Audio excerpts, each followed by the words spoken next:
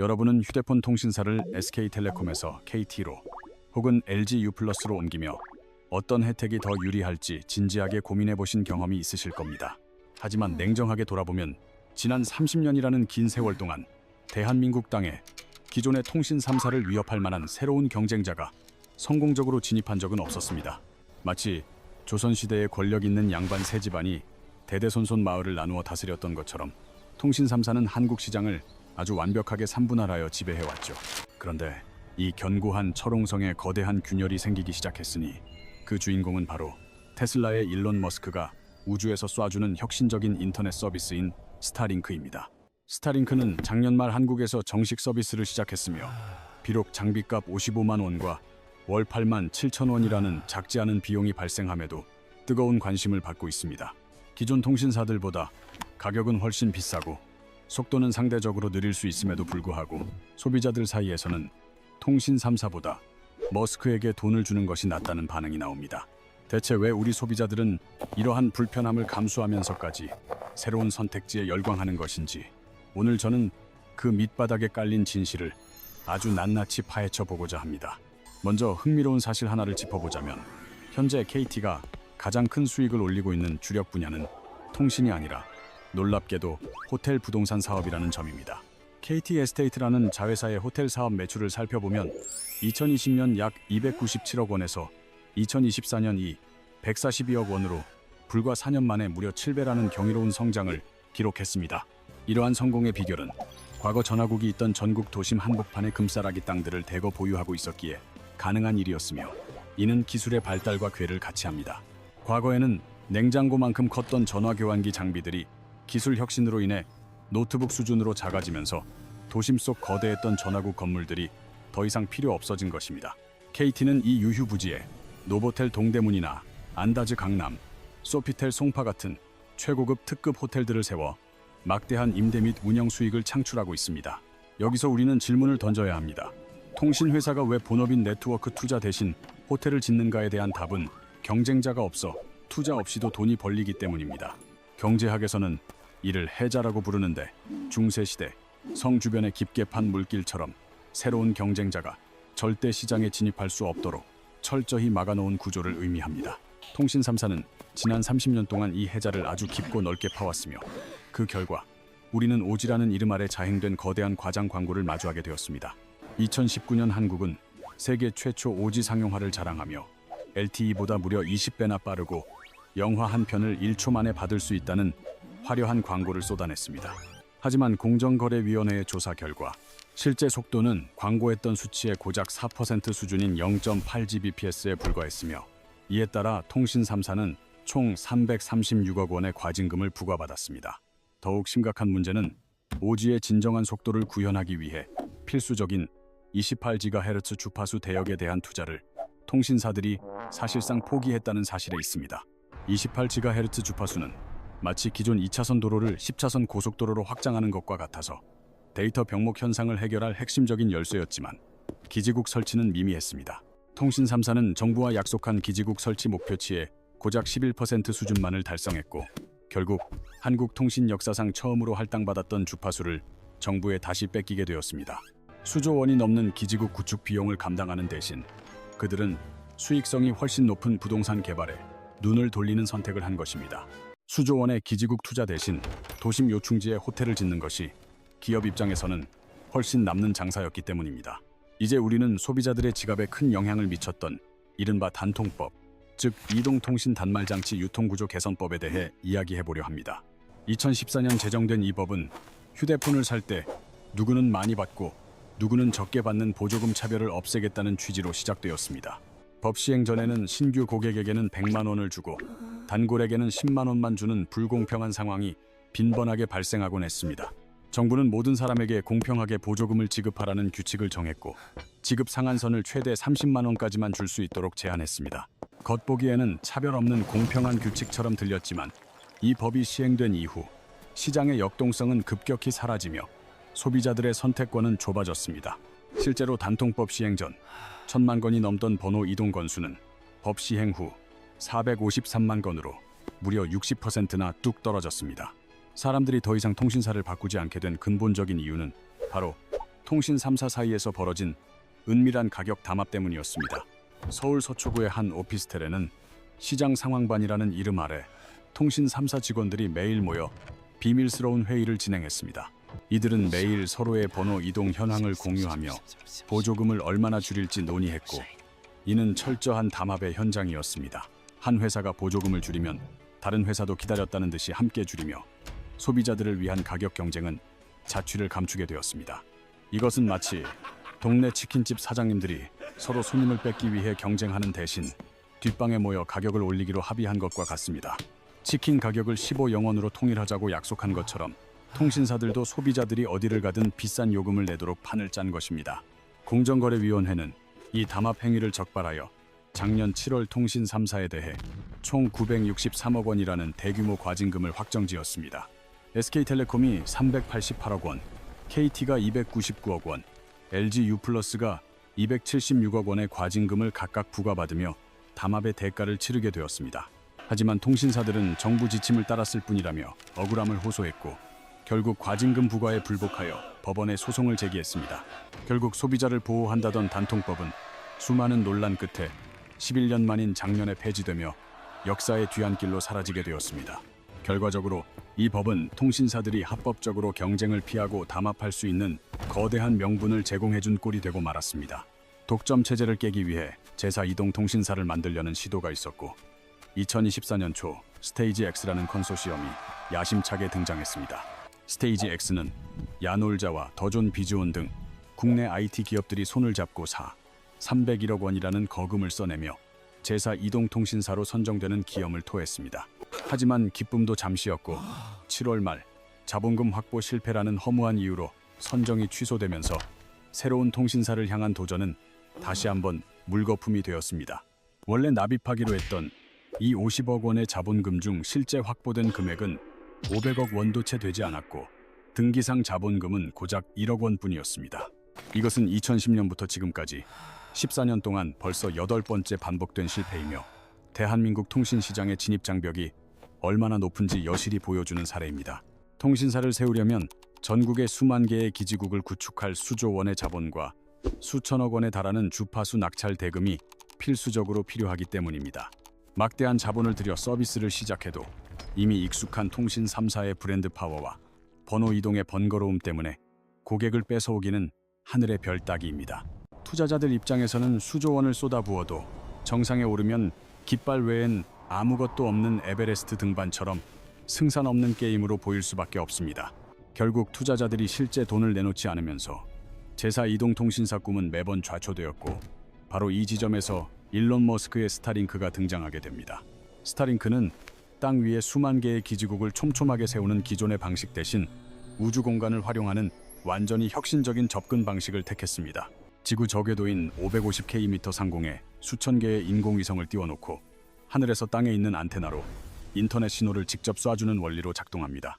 거대 통신사들이 전국 곳곳에 편의점을 짓듯 기지국을 세울 때 스타링크는 드론으로 물건을 떨어뜨리듯 하늘에서 인터넷을 공급하는 셈입니다. 현재 국내에서 판매되는 스타링크 안테나 장비 가격은 약 55만 원으로, 이는 최신형 맥북 에어 한 대 가격의 절반 수준에 해당합니다. 월 이용료는 87,000원이며 더 저렴한 64,000원 요금제도 준비되어 있고, 소비자들을 위한 30일 무료 체험 기회도 함께 제공됩니다. 다운로드 130mbps와 업로드 40mbps 수준의 속도는 사실 기존 5G보다 느리고 가격도 비싸지만 소비자들의 초기 반응은 묘하게 긍정적입니다. 소비자들은 비싸고 느려도 좋으니 30년 독점 체제로 군림해온 통신 3사에게 더 이상 수익을 안겨주기 싫다는 분노 섞인 지지를 보내고 있습니다. 통계에 따르면 우리나라 가구당 월 평균 통신비는 약 14만 원으로, 이는 OECD 국가 중 가계 지출 대비 비중이 세계에서 가장 높은 수준입니다. 하지만 우리가 지불하는 비용에 비해 5G 속도는 기만적이었고, 통신사들은 망투자 대신 호텔 개발과 가격 담합에만 열중해왔다는 비판이 많습니다. 13년 동안 매달 10만 원씩 꼬박꼬박 낸 통신비 총액은 약 560만 원으로, 이는 소형차 한 대를 충분히 살 수 있는 거액입니다. 소비자들은 자신들을 무시해온 기존 독점 체제에 균열을 낼 수 있는 스타링크를 단순한 인터넷이 아닌 일종의 복수도구로 보고 있습니다. 경쟁이 생기면 결국 가격은 내려가고 서비스 품질은 좋아지게 마련이며 스타링크는 존재만으로도 기존 통신사들을 강력하게 압박하는 매기가 되었습니다. 스타링크가 준비 중인 다이렉트 투셀 기술은 기존의 통신 패러다임을 완전히 뒤바꿀 수 있는 가장 강력한 무기 중 하나입니다. 이 기술이 상용화되면 더 이상 비싼 안테나 장비를 설치할 필요 없이 우리가 쓰는 일반 스마트폰으로 위성 신호를 직접 받게 됩니다. 기지국이 전혀 없는 지리산, 깊은 산속이나 통신이 두절되기 쉬운 오지에서도 스마트폰만 있다면 언제 어디서나 카카오톡과 통화가 가능해집니다. 육지에서 수백 킬로미터 떨어진 바다 한가운데서도 위성이 직접 신호를 쏴주기 때문에 유튜브 시청이나 영상 통화를 제약 없이 즐길 수 있습니다. 이는 수만 개의 기지국을 세워 전국망을 구축했던 기존 통신사들의 가장 큰 강점인 커버리지가 더 이상 의미가 없어짐을 시사합니다. 땅에 묶여있던 통신 주권이 하늘과 우주로 옮겨가는 거대한 시대적 흐름은 이제 거스를 수 없는 현실이 되어 우리 곁에 다가왔습니다. 통신 3사가 본업 대신 부동산 개발에 몰두하고 담합을 일삼는 동안 우리는 우주로부터 내려오는 새로운 경쟁자를 맞이하게 된 것입니다. 소비자들의 스타링크에 대한 지지는 단순한 서비스 선택을 넘어 지난 30년 독점 체제에 대한 강력한 저항이자 변화를 열망하는 목소리입니다. 그런데 일론 머스크는 최근 더 충격적인 예측을 내놓았는데 바로 2026년부터는 우리가 알던 저축의 개념이 완전히 무의미해질 것이라는 선언입니다. 머스크는 2026년 안에 인공지능이 인간의 지능을 넘어서는 인공 일반지능, 즉 AGI를 달성할 것이라고 강력하게 확신하고 있습니다. 향후 3년 안에 로봇 외과의가 실제 인간 의사의 수술 실력을 능가하게 되면서 의료 분야에서도 거대한 지각 변동이 일어날 전망입니다. 결국 의료비와 교육비가 사라지고 인간의 노동 자체가 필요 없어지는 세상이 오면 더 이상 돈을 모을 필요가 없다는 것이 그의 논리입니다. 머스크가 주장하는 보편적 고소득은 정부가 최소한의 생계비를 나눠주는 기존의 기본소득과는 차원이 다른 풍요의 개념입니다. 기본소득이 물이 부족한 수영장에 호스로 물을 조금 채워주는 것이라면 보편적 고소득은 폭포수가 쏟아져 수영장이 넘쳐나는 상황과 같습니다. 미래에는 재화와 서비스가 너무나도 풍부하게 공급되어 돈이라는 매개체의 필요성 자체가 공기처럼 희박해지는 세상이 온다는 것입니다. AI가 무료로 가르치고 로봇이 공짜로 수술하며 자동화 공장이 물건을 공짜로 만드는 유토피아적인 미래가 곧 현실이 될 수 있습니다. 머스크의 AI 기업인 xAI는 콜로서스라는 거대 컴퓨터를 통해 2026년 안에 인간과 대등한 수준의 지능인 AGI를 완성하려 합니다. 2030년이 되면 인공지능의 총합지능이 전 인류가 가진 지능의 합을 훨씬 뛰어넘어 인류 역사상 전례 없는 지능 폭발이 일어날 것입니다. 하지만 이러한 장밋빛 미래 뒤에는 기술의 혜택이 모두에게 공정하게 분배될 것인가에 대한 매우 심각한 의문과 함정이 숨어 있습니다. 기술이 풍요를 만든다 해도 그 분배가 소수의 부자들에게만 집중된다면 일반인들은 일자리만 잃고 더 비참한 과도기를 겪을 수도 있습니다. 일론 머스크는 2025년에 온다던 AGI 시점을 2026년으로 한 차례 미루며 기술적 실현에 대한 신중함을 보이고 있습니다.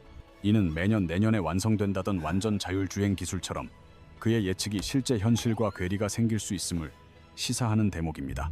만약 풍요의 시대가 2030년에나 온다면 당장 2026년부터 일자리를 잃는 이들이 겪게 될 약 4년간의 과도기는 매우 치명적입니다. 머스크는 이 과도기를 돌파하기 위해 인공지능이라는 뇌를 현실 세계에 구현할 강력한 몸체인 옵티머스 로봇 개발에 집중하고 있습니다. 테슬라는 2026년 말까지 연간 100만 대의 로봇 생산 라인을 구축하여 노동시장의 대변혁을 예고하는 구체적 로드맵을 발표했습니다. 2027년에는 텍사스 기가팩토리의 생산량을 연간 1억만 대까지 끌어올려 로봇이 인간의 물리적 노동을 완전히 대체하도록 만들 계획입니다. 이는 테슬라가 생산하는 자동차의 5배가 넘는 규모로 공장에서 용접을 하거나 병원에서 정밀 수술을 하는 로봇이 일상화됨을 의미합니다. 로봇의 대당 가격은 대량 생산 시 약 2만 달러 수준으로 예상되며 이는 중형 자동차보다 저렴하여 일반 가정도 구매할 수 있습니다. 로봇 외과의는 24시간 지치지 않고 전 세계 수술 데이터를 실시간 공유하며 학습하기에 인간 의사보다 정밀한 집도가 가능해집니다. 하지만 수많은 로봇이 활약하더라도 이를 가동할 저렴하고 무한한 에너지가 없다면 보편적 고소득이라는 유토피아는 불가능한 망상일 뿐입니다. 머스크는 태양광 발전과 거대 배터리 시스템의 지수적 성장을 통해 에너지 비용을 거의 제로 수준으로 낮추는 혁명을 준비 중입니다. 심지어 우주에 거대 태양광 발전소를 띄워 24시간 내내 전기를 지상으로 쏘아보내는 파격적인 방식도 구상하고 있는 것으로 알려졌습니다. 인건비와 에너지 비용이 모두 사라지면 물건값은 원자재 비용만 남게 되어 모든 재화가 상상할 수 없을 만큼 저렴해지는 시대가 옵니다. 이러한 대전 환기에 국민을 보호하고자 미국 정부는 2025년 7월 4일 유례 없는 규모의 1 빌리언 베이비 액트를 전격 통과시켰습니다. 이 법안은 향후 10년간 약 4,500조 원을 투입하는 대규모 세금 개편안으로 한국 정부 1년 예산의 7배가 넘는 규모입니다. 법안의 핵심인 트럼프 계좌는 2025년부터 2028년 사이에 태어나는 아기들에게 자본주의 성장에 참여할 공평한 기회를 제공하기 위해 설계되었습니다. 정부는 해당 아기들에게 초기 투자금 0달러를 지급하며 이 돈은 성인이 될 때까지 인덱스 펀드에 예치되어 복리로 불어납니다. 역사적으로 연칠 10% 수익을 내온 SP500 같은 지수에 투자함으로써 가난한 집 아이들도 태어날 때부터 자산가가 될 수 있습니다. 만약 부모가 매달 일정 금액을 추가로 납입한다면 복리의 마법을 통해 18세 성인이 되는 시점에 수억 원의 종자돈을 가질 수 있습니다. 이 정책은 부의 격차가 소득이 아닌 자산 소유의 차이에서 발생한다는 점을 직시하고 모든 아이의 출발선을 맞추려는 혁명적 시도입니다. 또한 미국 정부는 65세 이상 시니어들에게 제공하는 추가 세금 공제 혜택을 기존 인당이 0달러에서 60달러로 3배나 파격적으로 올렸습니다. 만약 시니어 부부라면 세금 공제액이 기존 40달러에서 무려 12달러로 늘어나게 되어 가계에 실질적인 도움을 주게 됩니다. 우리 돈으로 약 600만 원에 달하는 세금을 아낄 수 있게 되면서 중산층 시니어 부부의 경우 세금 부담이 거의 제로에 가까워질 수 있습니다. 여기에 주세 및 지방세 공제인 솔트 한도 역시 기존 1만 달러에서 4만 달러로 상향 조정하며 중산층 이상의 세금 부담을 대폭 완화했습니다. 비록 이것이 특정 지역의 고소득층을 위한 정치적 고려가 포함된 정책일지라도 결과적으로는 가계의 가용소득을 늘려주는 효과를 가져옵니다. 하지만 이 모든 혜택은 2029년 전까지만 적용되는 한시적인 조치이며 정부는 이를 거대한 기술 전환기를 버티기 위한 응급처치로 보고 있습니다. 정부도 머스크가 예고한 유토피아가 오기 전인 2026년부터 2030년 사이가 사회적으로 매우 위험한 헬게이트가 될 것임을 이미 직감하고 있습니다. 이 기간 동안 인공지능은 회계사나 번역가 같은 전문직 일자리를 앗아가고 로봇과 자율주행은 공장 노동자와 트럭 기사들을 거리로 내몰 것입니다. 일론 머스크는 이러한 정부의 법안을 두고 좋은 제스처지만 곧 빈곤 자체가 사라질 것이기에 무의미해질 것이라며 특유의 자신감을 내비쳤습니다. 머스크는 지금 정부의 정책이 가뭄난 동네에 물 양동이를 배급하는 수준이라면 자신이 만드는 미래는 곧 폭우가 쏟아지는 상황이라고 비유합니다. 과연 누구의 말이 맞을지는 정부의 한시적 혜택이 끝나는 2029년에 판가름 날 것이며 그때의 미국 사회가 어떤 모습일지가 인류의 향방을 결정할 것입니다. 머스크 본인조차 2026년부터 2033년까지의 향후 7년은 인류가 단 한 번도 경험하지 못한 극도로 험난하고 혼란스러운 시기가 될 것이라고 경고했습니다. 만약 기술 발전이 예상보다 늦어져 AGI의 도래가 지연된다면 노후 대비를 포기하고 지출을 늘렸던 중장년층은 회복 불가능한 빈곤에 빠질 위험이 큽니다. 또한 인공지능이 창출하는 막대한 부가 기술을 소유한 극소수의 기업가와 주주들에게만 집중되고 일반인들은 소외될 것이라는 비관적 시나리오도 존재합니다. 과거 산업혁명 당시에도 생산성은 수백 배 폭등했지만 노동자들의 삶이 나아지기까지는 100년이라는 고통스러운 시간이 걸렸음을 우리는 기억해야 합니다. 기술은 풍요를 만들 수 있지만 그 풍요를 어떻게 나눌 것인가는 결국 인간의 정치와 분배 시스템에 달려 있으며 이 과정에서의 실패는 재앙이 될 것입니다. 자칫 잘못하면 우리 사회는 인공지능이라는 강력한 무기를 쥔 새로운 AI 귀족과 일자리를 잃고 방황하는 민중으로 처참하게 쪼개질 수도 있습니다. 국가 전체의 GDP는 인공지능 덕분에 3배 이상 성장한다 해도 당장 내 통장에 들어오는 돈이 한 푼도 없다면 그것은 숫자에 불과한 허상일 뿐입니다. 특히 일자리를 잃는 시점은 2027년인데 보편적 고소득 제도가 완성되는 시점이 2032년이라면 그 사이에 5년은 수많은 가정을 파탄으로 몰고 갈 것입니다. 저축 없이 이 과도기에 직면한 실업자들의 분노는 사회적 폭동이나 극단주의 정치의 득세로 이어져 유토피아로 가는 길을 가로막을 수 있습니다. 불확실한 미래의 위협에 대비하기 위해서는 보험을 드는 것과 같은 철저한 준비가 필요하며 제가 지금부터 3가지 핵심 행동 지침을 정리해 드리겠습니다. 첫 번째 지침은 2026년 말까지 실제로 AGI의 탄생 소식이 들려오는지 면밀히 지켜보며 기술의 실현 가능성을 직접 확인하는 냉철한 시각을 갖는 것입니다. 만약 예정된 시기에 기술적 발표가 나오지 않는다면 머스크의 예측이 틀린 것이니 기존의 저축 계획을 그대로 유지하며 흔들림 없이 생업에 종사하시면 됩니다. 설령 AGI 기술이 발표되더라도 정책은 언제든 번복될 수 있으므로 최소 2년 정도는 더 추이를 지켜보며 성급하게 자산을 소진하지 않는 인내심이 중요합니다. 두 번째 지침은 본인이 현재 몸담고 있는 업계에 인공지능 기술이 얼마나 빠르게 도입되고 있는지 매일 체크하며 그 비중이 30%를 넘는지 확인하는 것입니다. 인공지능 도입률이 30%를 넘어서는 순간부터 변화의 속도는 눈덩이처럼 빨라질 것이기에 그 임계점에 도달하기 전에 선제적으로 다음 단계를 준비해야만 합니다. 인공지능을 능숙하게 다루어 업무 효율을 극대화하는 전문가가 되거나 아니면 기계가 절대로 흉내낼 수 없는 인간 고유의 영역으로 직무를 이동해야 합니다. 세 번째 지침은 어떤 상황에서도 저축은 무조건 계속하셔야 하며 정부의 보편적 고소득 지원금이 실제 본인의 통장에 들어오기 전까지는 절대로 방심해서는 안 됩니다. 국가의 경제정책은 정치적 이해관계에 따라 언제든 수정되거나 취소될 수 있기에 내 눈으로 직접 돈을 확인하기 전까지는 스스로의 경제적 방어막을 지켜야 합니다. 가장 추천하는 핵심 전략은 기존의 저축을 유지하되 자산의 절반 정도를 인공지능과 로봇, 그리고 차세대 에너지 관련 주식에 분산 투자하여 양다리를 걸치는 것입니다. 만약 머스크의 예언이 적중한다면 주식 투자로 막대한 부를 거머쥐게 될 것이고 만약 틀린다 해도 예치해둔 예금으로 노후의 안전을 보장받을 수 있습니다. 역사를 되돌아보면 증기기관은 1769년에 발명되었지만 노동자들이 정당한 권리를 인정받고 삶이 개선되기까지는 무려 130년이라는 고통스러운 세월이 걸렸습니다. 인터넷 또한 1990년대에 처음 등장했지만 일반 대중들이 유튜브를 통해 실질적인 수익을 창출하기 시작한 것은 그로부터 20년이 지난 2010년대에 이르러서였습니다.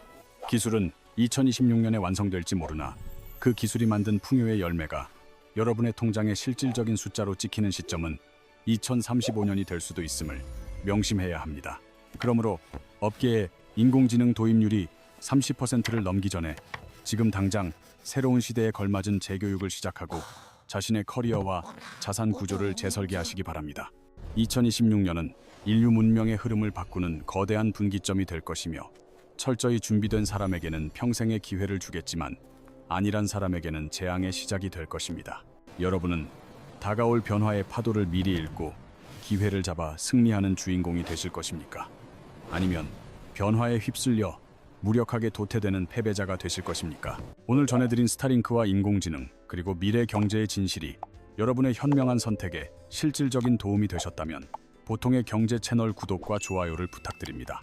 저는 앞으로도 우리 삶에 꼭 필요한 생생한 경제 지식과 거대한 시대 변화를 미리 준비할 수 있는 날카로운 통찰력을 담은 정보로 다시 찾아뵙도록 하겠습니다. 긴 시간 동안 영상 끝까지 시청해 주셔서 진심으로 감사드리며 여러분의 빛나는 미래와 경제적 자유를 위해 저는 언제나 이곳에서 함께 고민하고 응원하겠습니다. 감사합니다.